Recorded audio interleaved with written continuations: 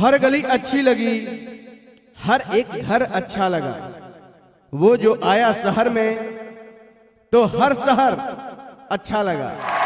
तो जी हाँ दोस्तों, आप लोगों का वही जाना माना कलाकार रंजना सिंह बहुत ही अनुरोध के बाद इस शहर में आई और आप लोगों को हंसने हंसाने नाचने नचल। अरे बीच में काहे खड़ा हो जाता है, रे बैठो, जहाँ रहता है खड़ा हो जाता है।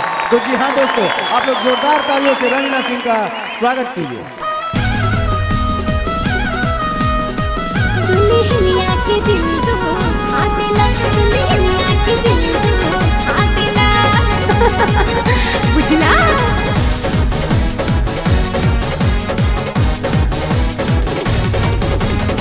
कवन कसूर हम कैनी सजनवा, कवन कसूर हम कैनी सजन सौतनिया के घर में ला देला, दुल्हनिया के दिल दो खा देला। कवन कसूर हम कैनी सजनवा, कवन कसूर हम कैनी सजन सौतनिया के घर में ला देला, दुल्हनिया के दिल दो खा देला।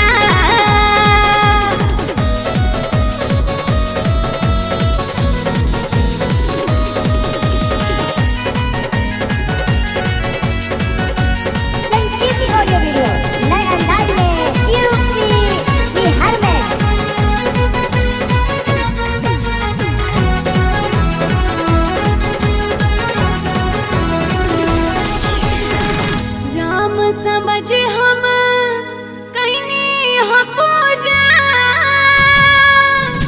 सीता ने हमरा के बुझेला। राम समझ हम कैनी हो पूजा, सीता ने हमरा के बुझेला।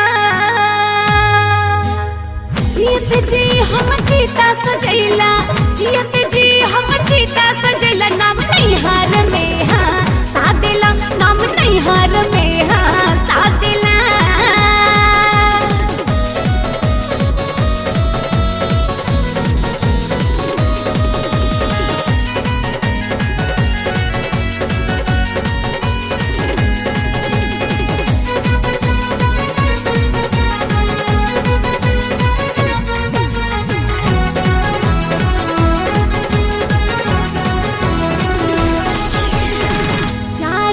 बेटा चंद्रमा के जैसा,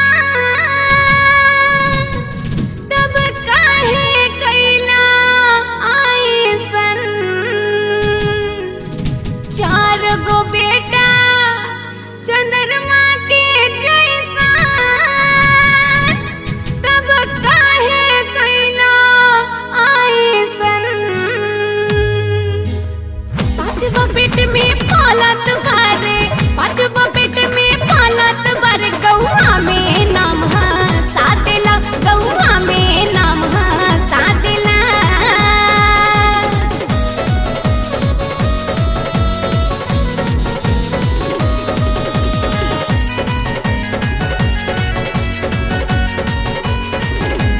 संगीत ऑडियो वीडियो नए अंदाज में यूपी बिहार में।